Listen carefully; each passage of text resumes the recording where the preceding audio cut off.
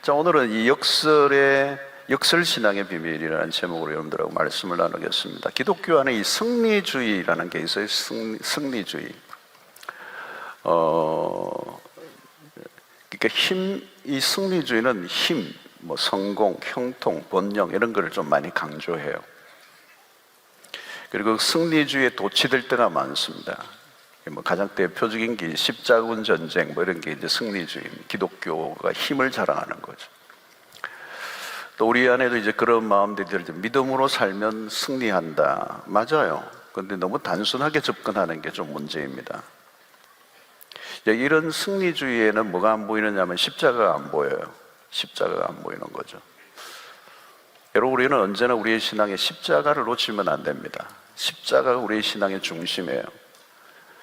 이 바울의 신학, 그죠? 바울의 신앙 안에도 항상 십자가가 중심에 딱 있습니다. 이 십자가를 붙들면 길을 놓치지 않아요. 이 승리주의 안에는 이 십자가가 가려져 있습니다. 자, 바울의 신앙에 뭐가 하나 있느냐? 바울은 언제나 자신의 연약함을 이렇게 인정하고 또 자기의 연약함을 토로할 때가 많습니다. 그래서 이 바울은 자신의 연약함을 통해서 주시는 하나님의 은혜, 이것을 굉장히 많이 강조하죠. 실제로 우리가 살아가는 현실은 간단하지 않습니다. 자, 믿음으로 현실을 살아낸다는 거 굉장히 어려운 거죠, 여러분. 엄청나게 어려운 거예요. 그냥 사는 것도 어려운데 인생이 얼마나 어렵습니까, 여러분? 들여다보면 진짜 고해요. 이 사는 게 보통 힘든 게 아니에요. 어떤 분들은 인생이 왜 이리 힘드냐, 왜 이리 어렵냐는데 원래 어려워요. 원래 어려운 거예요. 몰라서 이제 그게 당하니까 어렵다고 그러는데 원래 어려운 거고요. 갈수록 쉬워지느냐? 안 쉬워져요. 그러니까 그냥 사는 것도 어려운데 믿음으로 산다, 이게 더 어려운 겁니다. 네, 역풍을 만나는 거잖아요. 다 사는 대로 살면 뭐 그런 대로 묻혀가는데 맞바람을 맞으면 어때요, 여러분? 바람이 막 몰아치면 가면 어때요? 힘들죠. 믿음으로 사는 것은 이 바람을 거슬러 가는 거거든요. 힘든 거예요. 여러분, 직장 속에 100명이 있는데 98명은 예수 안 믿어. 믿는 사람 2명밖에 없어, 4명밖에 없어. 쉽겠어요, 어렵겠어요? 예? 안 해봐서 모르시겠어요? 어려운 거예요, 어려운 거. 그러니까 여러분, 섣불리 승리를 얘기하는 거, 섣불리 승리를 장담하는 거, 장담하고 사면 무슨 일을 경험하느냐면 엄청난 좌절을 경험하게 돼요. 예. 그러니까 우리는 먼저 신앙에서 현실을 직시해야 된다. 이게 굉장히 중요한 거예요. 현실을 직시해야 된다. 막연하게 단순하게 생각해서는 안 된다는 거죠. 여러분, 바울 사도를 보십시오. 그는 좌절도 경험해보지 않은 사람처럼, 낙심도 모르는 사람처럼, 막 뭐 슈퍼맨처럼 막 콧불소처럼 막 밀고 나가는 그런 사람으로 생각해서는 안 돼. 와, 이 사도 바울은 뭐 피도 눈물도 한 방울 안 나올 것 같은 그런 사람으로 생각해서는 안 돼요. 굉장히 그 역경과 어려움들을 이겨내는 게 쉽지 않았던 거죠, 여러분. 사도 바울이니까 다 이겨냈을 거야. 뭐 기도하고 뭐 밀고 나갔을 거야. 그러지 않아요, 여러분. 위험한 상황에 부딪히면 바울 사도도 한없이 흔들리는 사람. 바울의 인간적인 연약함이나 면모를 서신의 많은 곳에서 얘기해요. 다 뭐 언급할 수는 없는데 고린도전서 2장 3절을 보면 이렇게 얘기합니다. 내가 너희 가운데 거할 때에 약하고 두려워하고 심히 떨어노라. 이 바울이에요, 바울. 바울이 지금 얘기하는 겁니다. 내가 너희 가운데 약하고 두려워하고 심히 떨었다는 거. 여러분, 뭐 이렇게 막 그냥 전천으로 막 밀고 나갔던 무소 같은 사람이 아니에요. 바울은 자신의 연약함을 잘 알고 있습니다. 특별히 자신을 질걸 것 같다고 얘기하죠. 오늘 이 본문에 보면 질걸 것 같아.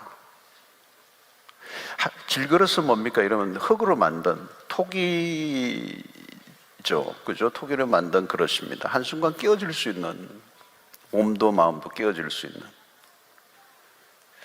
바울은 슈퍼맨이 아닙니다. 우리와 같은 인간이에요. 매우 약한 인간. 이 바울은 왜 다른 것을 두고 질그릇으로 비유했을까요? 우리의 존재를.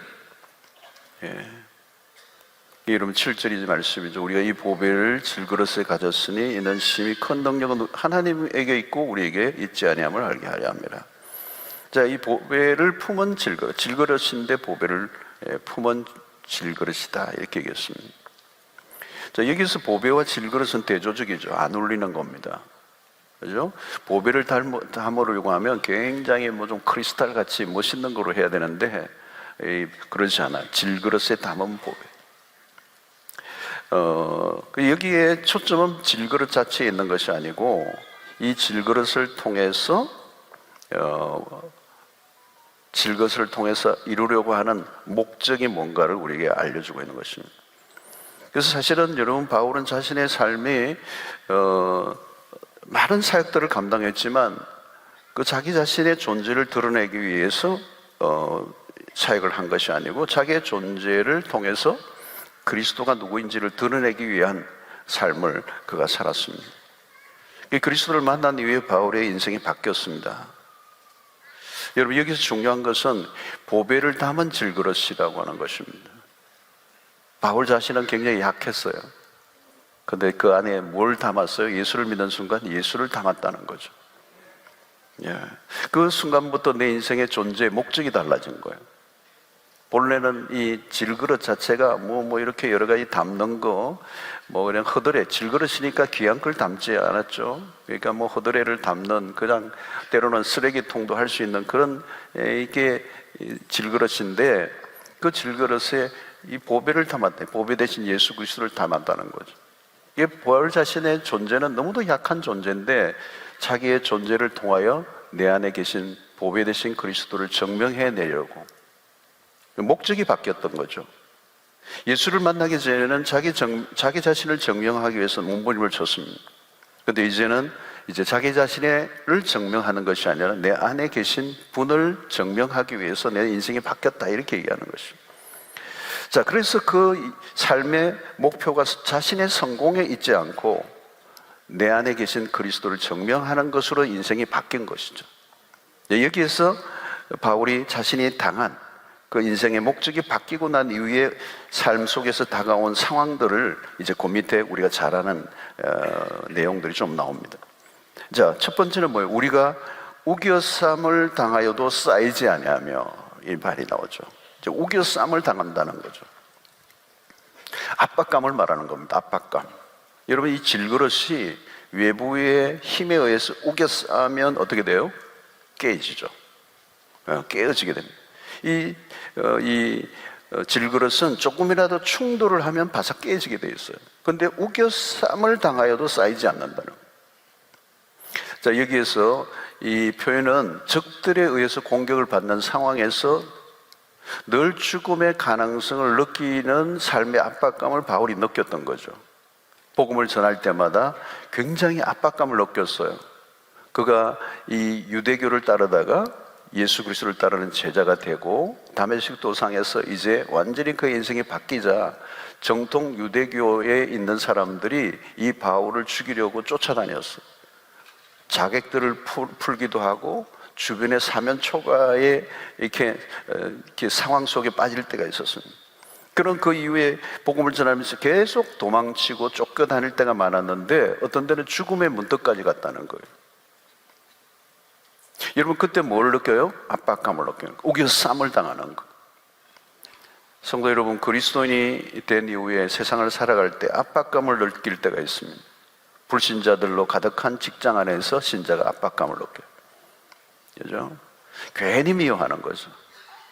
괜히 시비를 걸고 예수 믿는다는 것 때문에 타켓이 될 때가 있어요. 저 예수 믿는다더라. 그죠? 의도적으로 조롱하고 중요한 일에 배제시켜버리고 뭐 이렇게 회식을 할 때 안 따라가면 굉장히 이제 압박을 하고 그죠? 진급의 누락을 시키고 그러면 어떻게 여러분 짓눌리게 되죠. 압박감을 느끼게 된다는 거예요. 이런 것을 우리는 현대적 용어로 얘기하면 스트레스라고 얘기할 수 있죠. 정신적으로 심하게 계속 눌리게 되는 거죠. 그럼 여러분 병이 생기는 겁니다. 이게 마치 좁은 코너로 그냥 몰릴 대로 몰렸을 때 강한 압박감. 오늘도 여러분이 그런 것을 실제적으로 느끼고 있는 그런 경험을 하고 있는 분들이 있을 거예요. 이제 바울은 자신이 그런 압박감에 사로잡혀 있지 않다고 고백하는 죠. 나는 우겨쌈을 당하지만 우겨쌈을 당하지 아니하고 이렇게 고백합니다. 근데 어떻게 그렇게 우겨쌈을 당하지 않을 수 있는가? 자, 내가 견뎌낼 수 있는 것보다 더 강한 힘이 내 안에서 작동되고 있기 때문에 우겨쌈을 당하지 않는다는 것. 바울은 자신을 우겨싸는 힘보다 더 자신을 우겨 보호하고 있는 강한 힘이 있었다는 겁니다. 여러분, 질그릇이 비어있는 상태라면 우겨쌈을 당하면 깨질 거예요. 근데 바울은 자신 안에 그리스도를 모시고 있는, 중요한 것은 내가 누구를 모시고 있느냐는, 내 안에 누가 계시느냐. 여러분, 우리는 쉽게 깨어지는 그릇입니다. 누가 압박을 하면 금방 깨어져요. 여러분, 우리의 마음도 우리의 내면이 얼마나 약한지 몰라요. 누가 지속적으로 스테를 쓰고 지속적으로 나를 압박하고 지속적으로 나를 조롱하면요, 우리는 그냥 무너져요. 깨져 버려요. 정신과 다녀야 돼요. 그런데 이 바울은 오늘 이런 표현을 써요. 내가 우겨쌈을 당하여도 내가 우겨쌈을 당하지 않는다는 거예요. 이 은혜가 있게 되기를 축원합니다, 여러분. 왜요? 내 안에 계신 분 때문이라는 거죠. 내 안에 그리스도께서 사신다는 겁니다. 또 두 번째 뭐라고 하죠? 답답한 일을 당하여도 낙심하지 아니하며. 여러분, 답답한 일을 당하면 어떻게 해요? 낙심하죠. 여러분, 이게 답답한 일은 어떤 상황을 말합니까? 이유 없는 고난을 당할 때, 설명이 안 되는 어려움들이 있을 때가 있어요. 왜? 라는 질문을 할 때 그 답이 안 올 때 우리는 답답해지잖아요. 답답해지는 거예요. 당황스러운 상황에 처할 때가 얼마나 많습니까? 그때 우리는 마음이 멘붕이 된다. 머리가 하얘진다. 머리가 텅 비어 있는 것 같다. 무엇을 해야 될지 아무런 생각이 나지 않고 마치 내가 뭔가 붕 떠 있는 듯한 느낌을 받을 때가 있어요. 그런 상황이 닥치면 내가 무엇이 내 마음에 찾아와요. 그때 대부분의 사람들이 경험하는 게 낙심이라는 겁니다. 절망에 빠지고 나는 망했구나. 여러분, 우리가 살아가는 날들 동안에 이 낙심이라고 하는 것은 참 복병 중에 복병이에요. 낙심이 찾아오면요, 어떻게 돼요? 그냥 올스탑이에요. 아무것도 할 수 없어. 그냥 의욕이 없어요, 의욕이. 여러분, 살아가는 동안에 힘든 것 중에 하나가 뭔가 하면요, 일어난 상황보다 더 힘든 것은 내 마음을 내가 컨트롤이 안 된다. 감정이 조절이 안 되는 거예요. 그러면 어떻게 해요? 내 마음이 내가 통제가 할 수 없으니까 마음이 무너져 내렸는데 밑바닥까지 떨어져 버려서 의욕상실, 무기력증에 빠지는 거. 그대로 두면 뭐예요? 그걸 그대로 낙심한 상태를 그대로 두면 그게 우울감이 깊어지는 거죠. 자, 그런데 바울은 어떻게 얘기해요? 낙심하지 않는다. 답답한 일을 당하여도 낙심하지 않는다. 낙심할 만한 상황이에요. 혼란스러운 상황이지만 절망에 빠지지 않는다. 여러분, 그 비밀이 어디 있어요? 내 안에 계신 그리스도 때문에. 보배를 담은 질그릇이라는 거. 내 안에 그리스도가 계시기 때문입니다. 여러분, 나 혼자 답답한 일을 당하면 어떻게 되죠? 무너집니다. 그러나 바울은 이 답답한 상황 속에서 자기 홀로 있지 않다는 걸 알고 있는 거예요. 여러분, 이 홀로 나락에 떨어져 있는 사람들을 보십시오. 그들의 특징이 뭐예요? 그 사람의 주변에 아무도 없어요. 여러분, 우리는 다릅니다. 아무리 모든 주변에 사람들이 없어도 낙심할 만한 상황 속에 있다 할지라도 우리는 내 안에 그리스도가 계신다는 거예요. 낙심할 만한 상황에 내 곁에 누가 계시느냐, 누가 있느냐가 중요합니다. 내 안에 그리스도가 계셔서 나를 위로해 주시고 격려해 주시고 소망을 주시고 내 안에 계신 그분이 낙심하지 않게 하신다는 거. 또 여기 뭐라고 하죠? 핍박을 받아도 버림받지 아니하며. 여기 핍박을 받아도 할 때 이 핍박은 헬라어로 보면 동물을 사용할 때 쓰이는 단어예요. 그러니까 누군가 따라다니면서 나를 표적으로 삼아서 계속 추격하면서 마치 사냥감을 찾아 이렇게 다니는 사냥꾼처럼 몰래 추격해서 이렇게 겨누고 있는 그런 상황, 추격하는 상황을 지금 핍박을 단어를 쓰고 있어요. 그러니까 바울은 자신의 삶이 마치 사냥감이 된 듯한 경험을 한 겁니다. 계속 따라다니면서 괴롭히는 사람들이 있는 거. 바울은 여러분 늘 핍박 속에 살았어요. 여러분, 바울은 우리가 상상하는 그 이상의 대적들의 공격을 많이 받았습니다. 너무도 어려운 시련들로 인하여 자신의 의지력만으로는 견뎌낼 수 없었던 거예요. 때로는 동족들에 의해서 핍박을 받아 거의 죽을 뻔한, 그 성 밖으로 내침을 받고 아주 그냥 구사일생으로 살아난 경험들이 있어요. 거의 끝까지 간. 근데 여러분, 바울은 그런 핍박을 받아도 뭐라고요? 버림받지 아니한다. 여러분, 이 버림을 받는 것 최악의 상황이죠. 감당하기 힘든 시련입니다. 그러나 바울은 자신이 사람들로부터 동족들로부터 버림을 받았지만 그것으로 인하여 절망하지 않았는데 그 이유는 뭘까요? 주님은 나를 버리지 않으셨다는 거예요. 질그릇은 버림을 받을 수 있습니다. 그러나 질그릇 속에 들어있는 보배를 버릴 수가 없죠. 우리 안에 그리스도를 모시는 동안에 더 이상 버림받음으로 인한 고통을 당하지 않는다는 것입니다. 바울은 분명해요. 나를 버림받지 않는다. 주님은 우리를 버리지 아니하신다. 내 안에 계신 그분은 임마누엘이시다. 여러분, 그분이 계시기 때문에 우리는 버림받아 당하지 않아요. 여러분, 영원토록 우리를 떠나지 않으신다는 겁니다. 자, 또 마지막이 뭐죠? 거꾸로 떠림을 당하여도 망하지 아니하고, 거꾸로 떠림을 당하는 것. 이 헬라어로는 적의 칼이나 창이나 무기로 인해 거꾸로 떠림을 당한다는 의미가 담겨 있어요. 그러니까 적들에 의해서 심각한 타격을 입혀서 엎드려질 때가 있다는 겁니다. 여러분, 한번 제대로 일격을 받아 쓰러지면 다시 일어나기 힘들어. 그냥 그것으로 모든 게 끝이 난 것 같을 때가 있다는 겁니다. 여러분, 우리의 인생 가운데 강력한 일격을 당할 때가 있습니다. 그러면 어떻게 해요? 거꾸로 떠림을 당하는 거죠. 그럼 게임 끝이에요. 아, 이게 끝이구나. 내 인생의 끝이구나. 여러분, 우리의 인생을 살아가는 동안에 더 이상 일어설 수 없을 만큼 일격을 당해서 쓰러져 있는 그런 경험. 여러분, 어떤 실패, 때로는 어떤 공격으로 또 핍박으로 인한 그런 경험을 할 때가 있어요.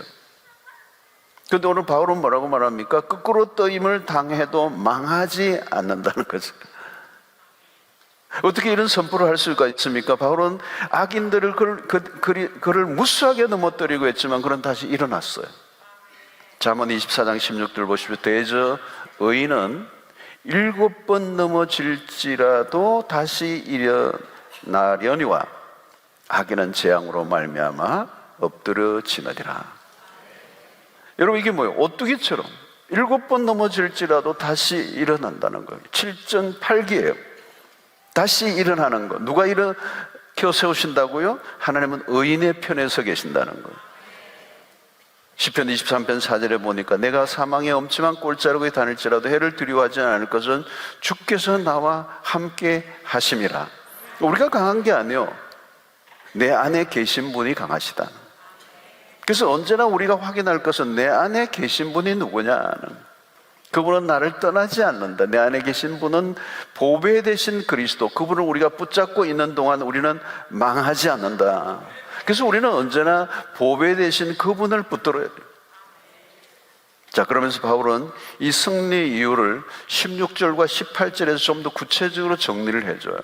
그래서 우리의 인생에 찾아오는 많은 시련과 고난과 실패와 연약함으로 인하여 우리가 결코 실패하지 않게 만드는 매우 중요한 요소들을 우리에게 가르쳐주고 있어요. 이 16절부터 18절 마지막 부분에 오늘 고린도서 4장에서.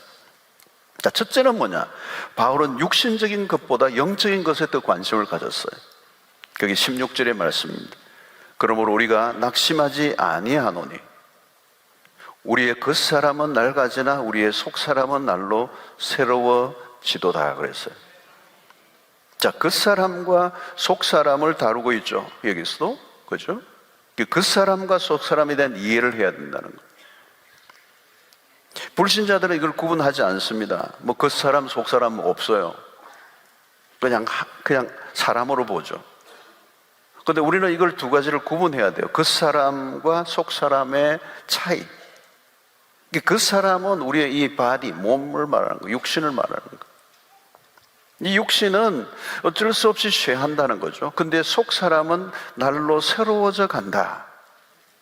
그러니까 육신과 영혼, 육체와 마음, 영과 육의 구분을 얘기하고 있습니다. 우선 바울은 우리의 육체를 부정하지 않습니다. 우리의 육신을 잊고 살고 있어요. 질그릇이에요. 이 육신이 질그릇이란 말이죠. 그죠? 우리의 몸을 잊고 살아요. 이 질그릇 같은 우리의 몸은 참 깨어지기 쉬워요. 그죠? 아무리 건강을 챙기고 뭐 좋은 걸 먹어도 병원 찾아와요. 그죠? 노화가 찾아와요. 노화. 그죠? 노화 자체가 뭐 병이 든다고 그러지만 이제 나이가 들어가면서 이렇게 노화는 아무도 못 말리는 거잖아요, 여러분. 뭐 안티에이징 아무리 발라도 소용없어요. 절대 동안 다 무너집니다, 어느 순간에. 전도서 12장 6절로 7절에 이렇게 얘기하죠. 은줄이 풀리고 금그릇이 깨어지고 항아리가 샘겨져 깨지고 바퀴가 우물 위에서 깨지고 흙은 영원히 여전히 땅으로 돌아가고 영은 그것을 주신 하나님께 돌아가기 전에 기억하라. 이 재미있는 비유들을 하는 거예요. 여기 이제 전도서를 보면은 뭐 집을 지키는 자들이 떨 것이요 뭐 이런 표현인데 그 손떨림 현상, 구부러진 것이 뭐 등이 굽어지는 거, 길거리 문들이 닫힐 것이면 그건 기가 어두워진다는 얘기고, 맷돌질 하는 자들이 적음으로 그칠 것이면 이런 말은 치아에 문제가 생기고 갈비 못 먹는다 이런 얘기고, 새소리로 일어날 것이며 잠이 없어지고 깊은 잠을 자지 못하고 음악하는 자들의 소리가 쇠한다. 나이가 들으면 소리가 안 나오잖아요. 그죠? 살구나무에 꽃이 필 것이며 이런 거, 뭐 흰머리 이런 거를 말하는 거예요. 그러니까 육체가 낡아서 곳곳에 고장이 나서 제대로 기능하는 것이 없게 되는 걸 표현하고 있는 거예요. 예. 젊은 날에는 다 건강하고 했지만 운동을 하고 어느 정도 유지되지만 어느 시점이 되면 안 되는 거죠. 안 되는 거. 그래서 여러분 조금 빨리 늙어가는 사람이 있고 조금 더디게 늙어가는 사람이 있는데 차이는 속도예요. 방향은 같아요. 죽음을 향하여 노화, 우리의 육신은 질거로 같다는 거죠. 그래서 이런 질병이 찾아오고 이런 것들을 여러분 이상하게 여겨서는 안 되는 거예요. 누구나 다 한때는 청년이었죠, 그죠? 모두가 늙어요. 그래도 이 세상은 이 노화와의 전쟁을 벌이고 있는데 늙지 않기 위해서 뭐 별일을 다 하죠. 엄청난 돈을 뭐 쓰는 사람도 있어요. 바이오 산업 이런 게 요즘 굉장히 비약적으로 발전하잖아요. 근데 아무리 노력을 해도 늙어요. 이 피부를 당기고 배꼽 위까지 올라와도 안 돼요. 늙지 않는 길은 없어요. 늙지 않으려고 하면 그 질그릇에 자꾸 뭐 페인트 칠하고 소용없어요. 집착할수록 불행해진다는 거예요. 그죠? 돈은 이전보다 더 많이 들고 효과는 떨어지고. 그래서 우리가 할 일은 주어진 시간의 가치를 인식하고 사는 게 중요한 거죠. 그래서 여러분 누구에게나 세 번의 급격한 노화가 일어난대요. 세 번 급격하게 노화가 탁 일어나는 때가 있는데 첫 번째 노화가 시작되는데 34세, 두 번째가 60세, 세 번째는 78세. 딱 정확하게 떨어지는 건 아니지만 의학적으로 통계를 내서 비교적 요때 이제 노화가 한 번씩 시작되는 게 34세. 지금 34세 안심하고 있으면 안 돼요. 34세 때부터 끊겨요. 우리 마임 쪽인가 여술인인가 미안해요. 뭐 이런 걸 해서. 그러나 사실이라는 거. 60세 때 확 꺾이는 거예요. 그래서 이게 비슷해요. 근육량 줄어드는 것도 뭐 1%, 2%씩 이제 줄어들고 이런 것들이 다 그런 거잖아요. 육체의 쇠퇴를 받아들여야 되는 거든. 부정하면 불행해지는 겁니다. 바울은 이 육신적인 것에 집중하지 않았다는 겁니다. 이게 바울의 관심을 그 사람에게서 속 사람으로 이제 이동을 시키는 거예요. 이동. 그 사람에게 신경을 써왔던 부분에서 속 사람으로 이동을 시켜요. 관심을.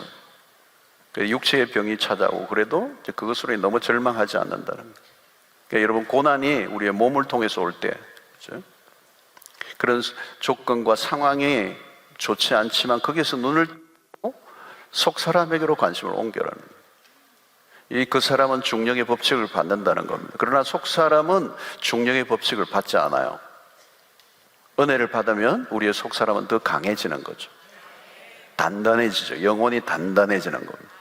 상황에 짓눌리지 않고 어려움이 온다고 낙심하지 않고 이 영혼이 단단해지는 사람들은 그런 외적인 상황과 여건 때문에 그런 절망하거나 낙심하거나 짓눌리거나 그러지 않는다는 거.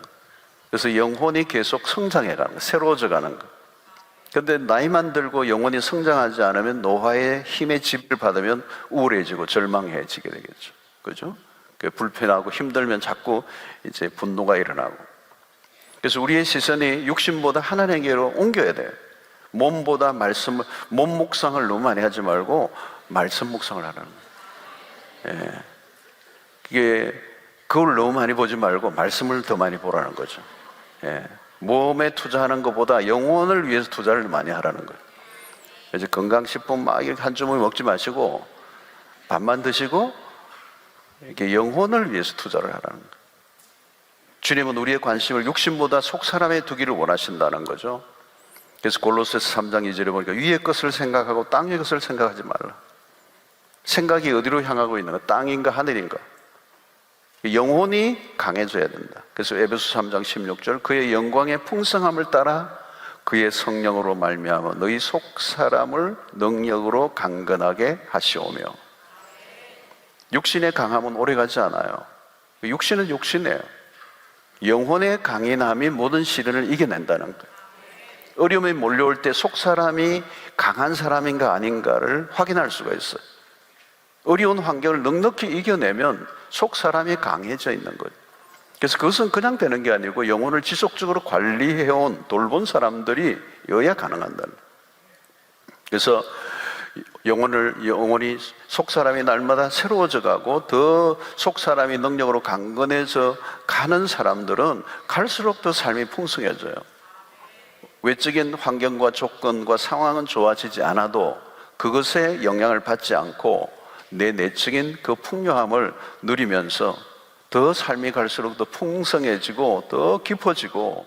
그러니까 나이가 몇 살인가가 중요하지 않아요. 속 사람이 날마다 새로워져 가는데 그것은 속 사람을 돌본 사람들이어야 가능하다는 거죠. 그 돌본 건 뭐예요? 여러분, 열심히 하나님의 말씀 묵상하고 열심히 하나님 앞에 기도하고 열심히 은혜를 받고 우리의 믿음이 더 강해지도록 우리가 신앙생활에 우리의 에너지를 기울여야 속 사람이 강해지고 그 속 사람의 힘이 이 세상 외적인 조건에 휘둘리지 않고 영향을 받지 않고 눌리지 않고 낙심하지 않고 누가 나를 무시한다고 버림받았다 그렇게 느끼지 않고 버림받지 않는 거예요. 내가 주님의 임재 가운데서 더 단단하게 더 안정감 가지고 살아갈 수 있다는 것입니다. 두 번째 보면 현재보다 미래에 초점을 두라고 말했습니다. 17절에 보면 우리가 잠시 받는 환난에 경한 것이 지극히 크고 영원한 영광에 중한 것을 우리에게 이루게 합니다. 자, 여기는 두 개예요. 현재인가 미래인가예요. 어디에 초점을 둘 거냐는 거예요.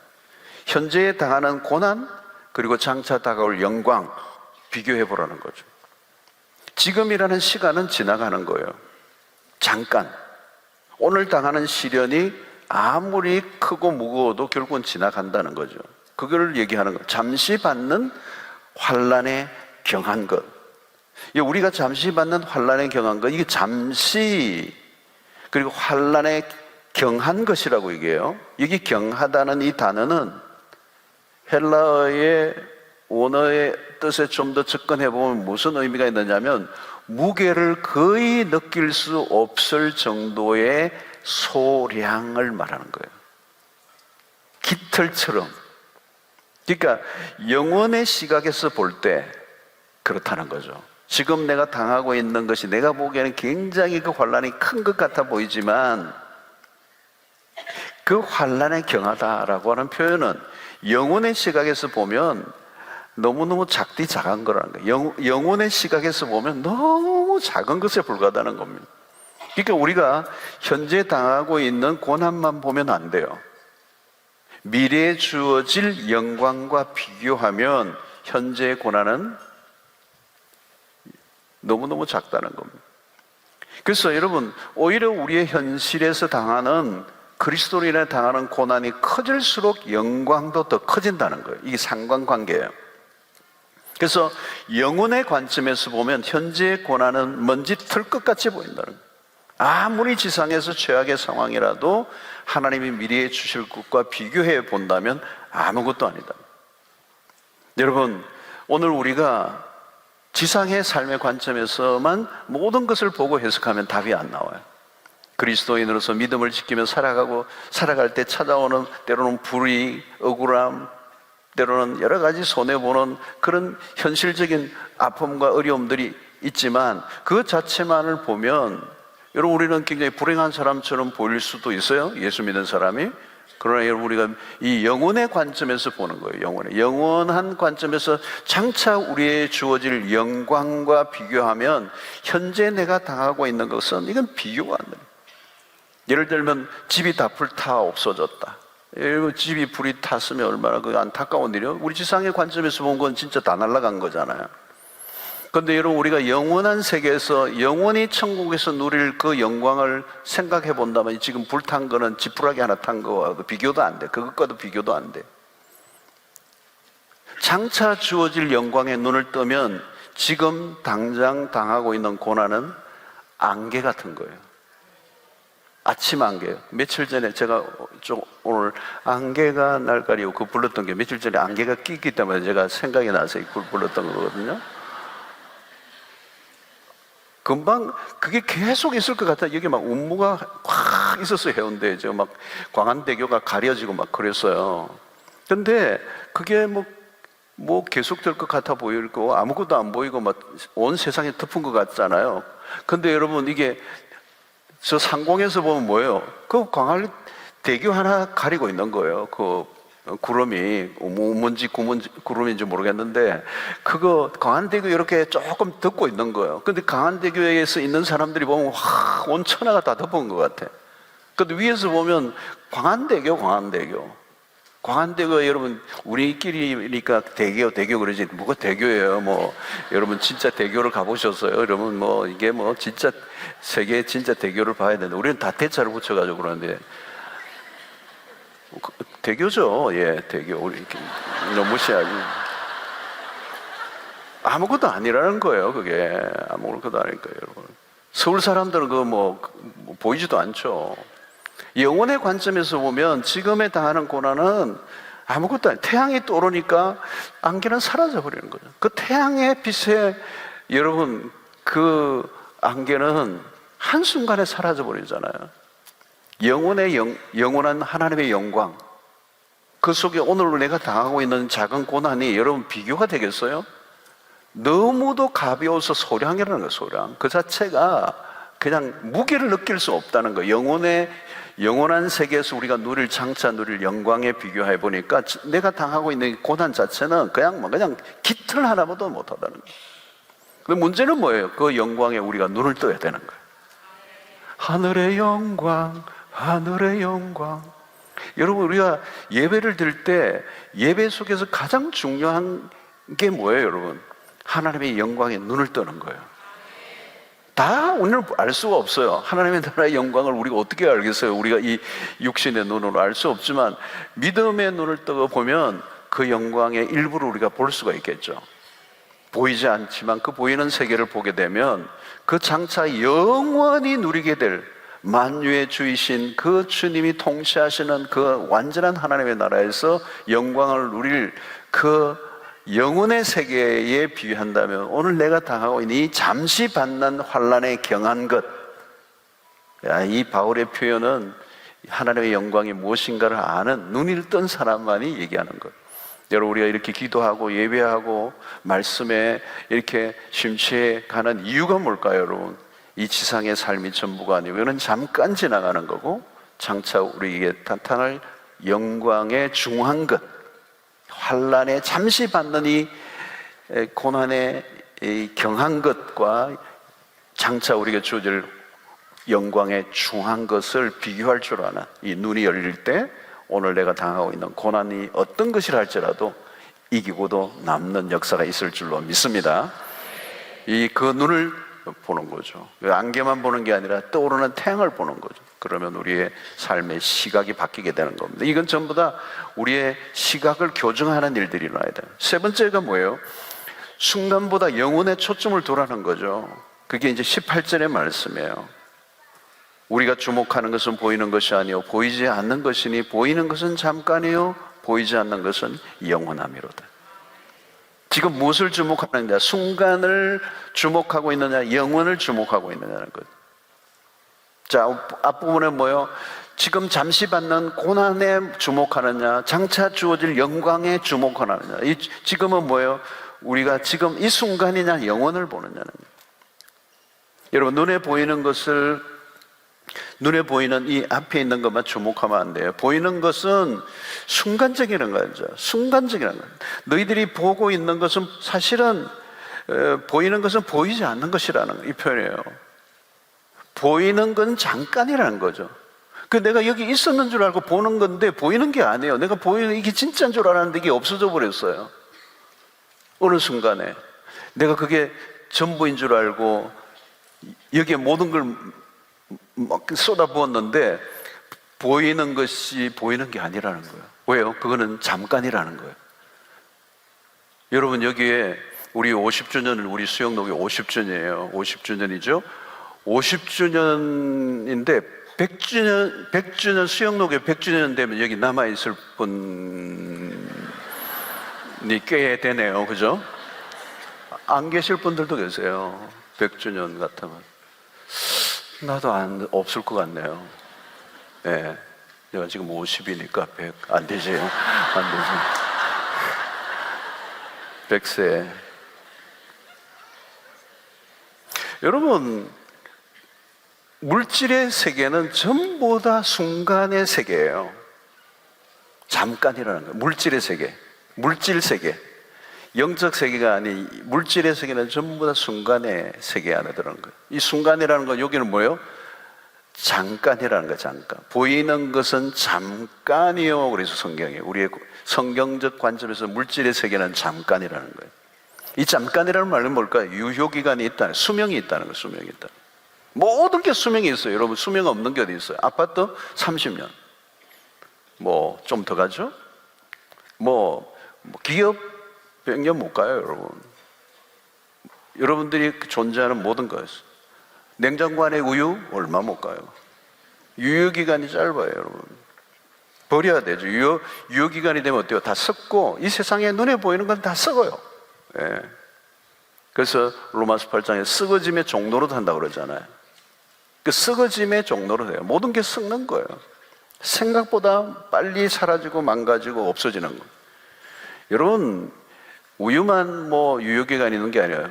기업만 그런 게 아니에요. 조직 단체 마찬가지예요. 그것만 아니에요. 나라도 마찬가지예요. 제국도 마찬가지예요. 여러분, 성경 속에 바벨론 있어요? 없어졌어요. 바사 제국 없어졌어요. 아수르, 애국 다 없어졌어요. 페르시아, 로마 제국이 여러분 역사에 엄청난 여러분 제국이었죠. 동서로 나누어지고 그러면서 역사 속에 사라졌어요. 제국이 없어져요, 여러분. 그러니까 이 눈에 보이는 것에 영구적인 게 하나도 없다는 거예요. 이걸 우리가 인식하고 사는 게 굉장히 중요해요. 그래 겸손하죠. 근데 나라는 뭐예요? 권력이 뭐예요, 여러분? 권력도 여러분 오래 못 가요. 대단한 미국 대통령 대단하죠, 여러분. 바이든 대통령 지금 여러분 얼마 전에 신문 며칠 전에 전립선 암 사기예요. 뼈까지 전이됐대요. 불과 얼마 전까지만 해도 백악관에서 세상을 통치하던 호령하던 인물 아니에요, 그죠? 권력이 대단해 보이죠. 근데 영혼의 관점에서 보면요, 반딧불 같은 거예요. 근데 뭐 그거 하려고 또 막 야단이죠. 그거 반대불 같은데. 이 사람들은 착시 현상을 가지는 거예요. 잠깐뿐인 것에 시선을 몰두하는 거죠. 그러면 여러분 낙심하게 돼 있어요. 그러면 우겨 싸움을 당하게 돼 있습니다. 그러면 막 누구의 어떤 외부의 어떤 것들로 인하여 절망하게 되고 우울해지고 답답해지고 낙심하고 정신병 걸리고 돌아버리고 그런 거예요. 여러분, 우리의 눈에 보이는 것이 무너질 때 사람들은 다 그죠? 죽는다고 그러잖아요. 멘붕이 일어나는 거죠. 여러분, 오늘 성경은 우리가 말해서 눈에 보이는 것은 잠깐이라는 거죠. 그걸 왜 의지하고 그걸 붙드느냐는 거죠. 그래서 우리가 눈에 보이는 것이 무너지면 그걸 당연하게 생각하셔야 돼요. 그죠? 우리의 육체도 마찬가지고요. 우리의 눈에 보이는 것들이 무너지거나 깨어지고 망가지면 당연하게 생각하셔야 돼요. 몸도 마찬가지예요. 약해지는 걸 받아들이셔야 돼요. 그죠? 우리가 고난이 오면 우리가 겸손해지는 이유가 뭐예요? 우리가 붙들 것이 아무것도 없다는 거죠. 붙들어 보세요. 그게 붙들려지는가? 다 흔들리는데 뭘 붙들어요? 그죠? 잠시뿐이고 눈앞에 보이는 그런 유한한 것들에 내 삶의 목적을 두고 우리가 초점을 맞추면 갈수록 우울해지는 거예요. 우리는 뭐예요? 영원한 것. 영원한가? 우리가 여러분 예수를 믿고 난 이후에 주어진 축복 가운데 하나가 뭐냐면 이터니티, 영원의 세계에 눈을 떴다는 거예요. 이건 예수 안 믿는 사람은 죽었다 깨나도 불가능해요. 예수 안 믿는 사람들이 이 세상의 전부예요. 사후의 세계, 죽음 이후의 세계를 생각하지 않아요. 뭐 있을 것 같다 이런 두려움은 있겠지만 그걸 믿지 않아요. 이게 부활을 믿느냐 안 믿느냐는 우리의 신앙이 절대적인 거예요. 부활이 있다면 영혼의 세계가 있다는 거 아니야. 이 세상의 끝이 아니라는 거잖아요. 그 C.S. 루이스의 표현이 뭡니까? 여러분, 우리의 이 세상이 영원한 것이 아닌 것은 영원지물이다. 뭐 그런 표현들을 썼어요. 영원하지 않는 것에 우리의 목숨을 걸지 말라는 거예요. 그 생명을 걸지 말라는 거예요. 우리가 생명을 걸어야 될 건 뭐예요? 영원한 것을 위해서라는 거예요. 그래서 여러분 찬송가를 보시고 여러분 뭐 성경이 아니라도 찬송가를 보세요. 영원에 관한 찬양이 얼마나 많은지 몰라요. 오늘 우리가 앞에 불렀던 찬양도 영원히, 그죠? 그 영원한 것이 하나님의 말씀이 영원한 것이고 이 말씀을 하신 하나님이 영원하신 분이고 그리고 그 말씀을 붙들고 살아가는 삶에게 영원이 주어지는 거잖아요. 그래서 여러분 믿음을 가진다는 건 어떤 것입니까? 시력에 영향을 미치죠. 믿음은 우리가 바라보는 것에 영향을 끼치는 거예요. 그래서 하나님은 여러분 하나님이 보이는 세계도 만드셨어요. 그리고 보이지 않는 세계도 만드셨어요. 두 세계를 만드신 거죠. 이 두 세계를 우리가 동시에 볼 수 있도록 한 게 우리의 믿음의 눈을 연 거죠. 그래서 믿음은 새로운 렌즈를 가지게 된 거예요. 라식 수술하고 달라요. 믿음의 눈을 가지면 새로운 렌즈를 깨우는 거죠. 그러면 그 믿음은 뭐를 바꾸죠? 관점을 바꾸는 겁니다. 그러니까 우리의 인생이 바꾸어지려고 하면 관점이 바뀌어야 되는 거예요. 믿음은 관점을 바꾸는 힘이 있는 거죠. 여러분 눈으로만 볼 수 있는 별 제한적이잖아요. 그런데 여러분 최근에 이 제임스 웹이라고 하는 이 개발된 망원경, 천체 망원경, 이 허블 망원경의 7배를 더 잘 볼 수 있다는 개발됐다니까. 이 허블 망원경이 엄청난 건데 오랫동안 이게 계속되다가 이제 제임스 웹 이제 생기면서 이 천체를 보는 이게 달라진 거예요. 이게 굉장히 밝아진 거죠. 더 정밀하게 볼 수 있는데 이 천체 망원경으로 이걸 보니까 여러분 이 지구의 이 별이 얼마나 지구라는 이 행성이 작잖아요. 이 행성 뭐 다른 별들에 비해서 작은 별인데 이 별들이 너무 많은 거죠. 그러니까 이 천체 만경으로 보는데 별이 없는 공간을 보려고 하는데 그게 없는 거예요. 그 우주에 갤럭시가 꽉 이 지구보다 엄청나게 더 큰 별들이 모든 이 우주 공간을 메우고 있는 거예요. 제임스 웹 만원경을 보니까 뭐 어마어마한 별들이 있는 거예요. 뭐 지금 여러분들이 뭐 그 숫자가 얼마나 되는지 그거는 여러분들이 인터넷 들어가 보시면 확인을 하실 수 있잖아요. 그죠? 그러니까 이 제임스 웹 만원경 하나로 시야가 완전히 달라진 거예요. 그죠? 달라진 거예요. 자, 믿음은 어때요? 믿음은 그것 이상이에요. 우리가 이성으로 이해하는 영역을 넘어서는, 이 믿음은 우리가 생각하는 방식에도 영향을 주고, 그러니까 우리가 하나님을 믿는다고 할 때 그 하나님을 믿는 순간 영혼의 세계 안으로 들어가 버리고 우리는 다른 차원의 인생을 살게 하시는 거예요. 믿음은 여러분 멀리 보게 하는 겁니다. 멀리 본다는 말은 그냥 어떤 거리상의 문제가 아니라 영혼의 세계, 이 영혼은 시간의 세계를 넘어서는 거죠. 그죠? 시간이 아니잖아요. 그러니까 우리의 이성적인 어떤 세계를 훨씬 뛰어넘는, 그래서 영혼의 세계를 우리가 본다는 것은 이건 작은 일이 아니에요. 여러분, 믿음은 몇천억 광년 정도가 아닙니다. 영혼의 세계를 본다.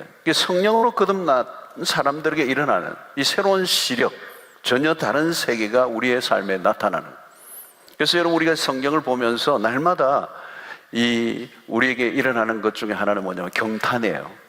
하나님이 얼마나 크신 분인지, 그분이 만드신 이 우주도 상상을 할 수 없지만 눈에 보이는 거잖아요. 왜 만원경을 보면 눈으로 보이는 물질계에도 상상을 초월하는 세계고, 우리가 눈으로 보지 못하는 세계도 그렇게 많지만 눈에 보이지 않는 세계는 눈에 보이는 세계보다 더 크단 말이에요.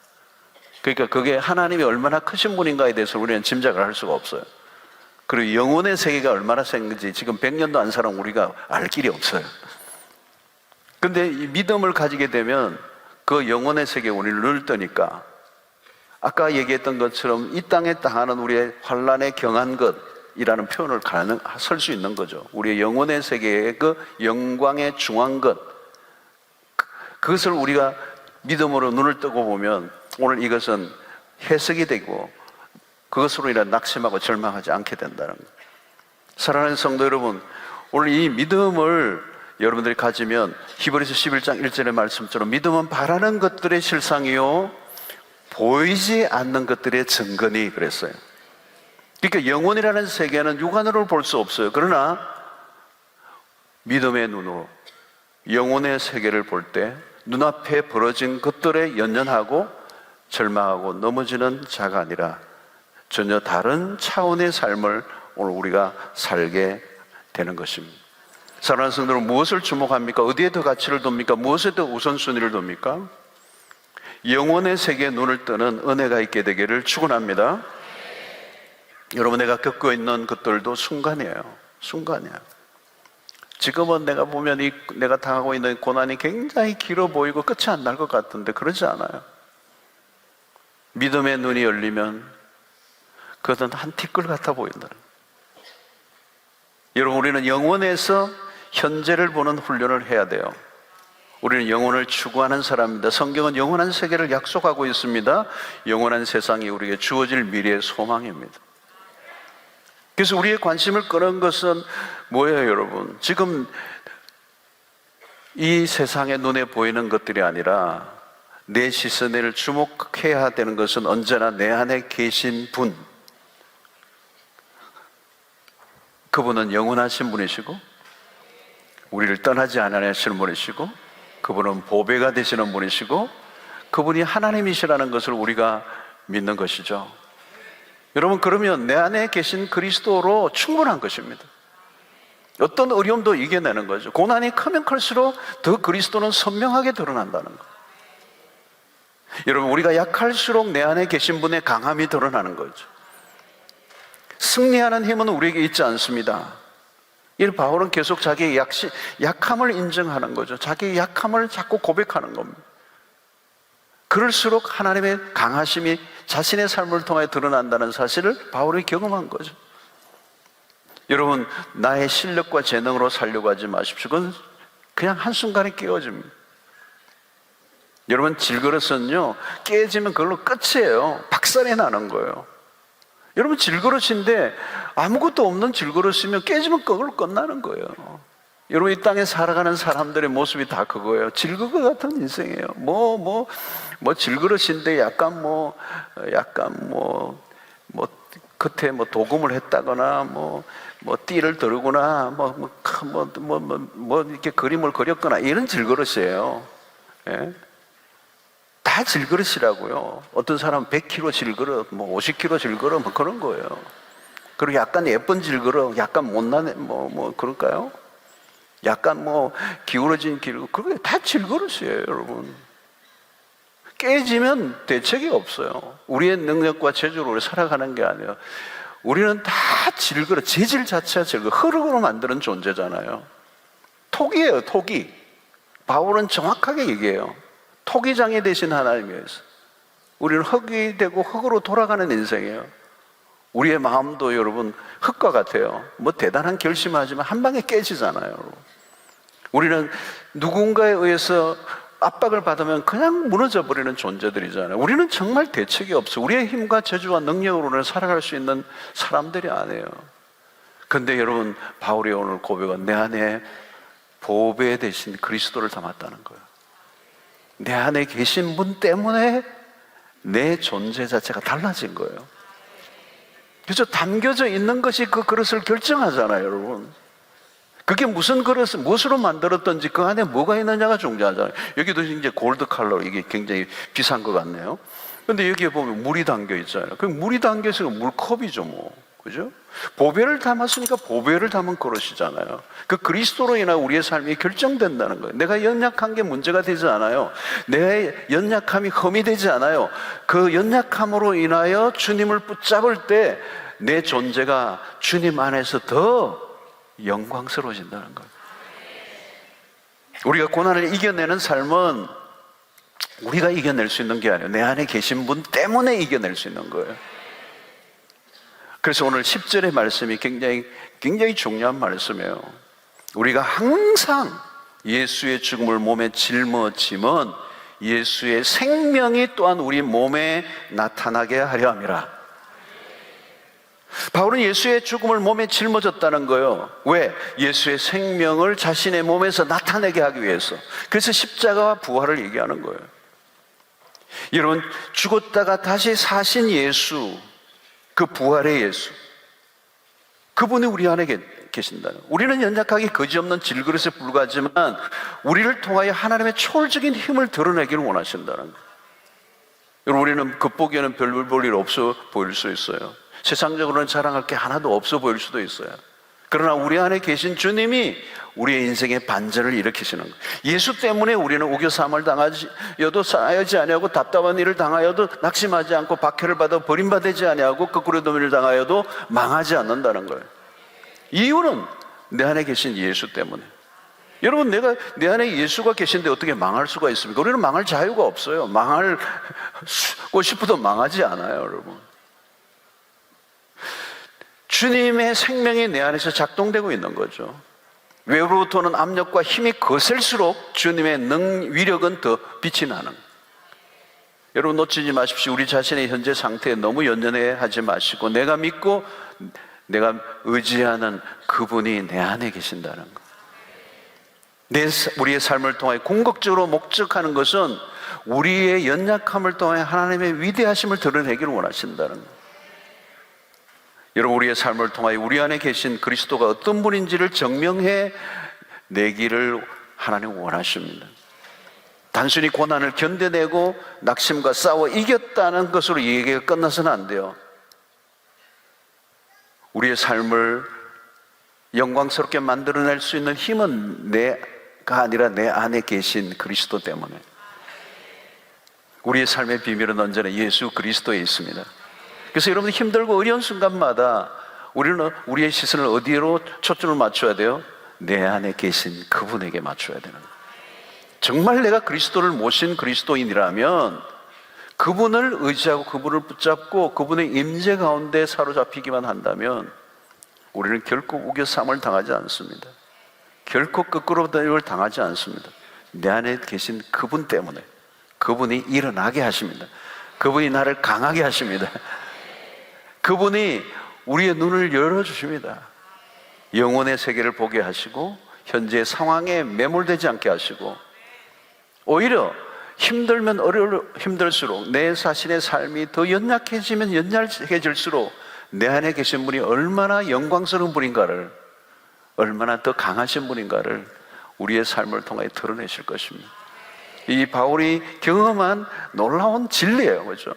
그래서 어떻게 보면 세상적인 관점으로 보면 그건 망할 수밖에 없는데, 오히려 그런 순간에 역전드라마를 쓰셔서 하나님이 얼마나 위대하신 분인가를 우리에게 드러내시고 그분이 영광을 받으시는 것입니다.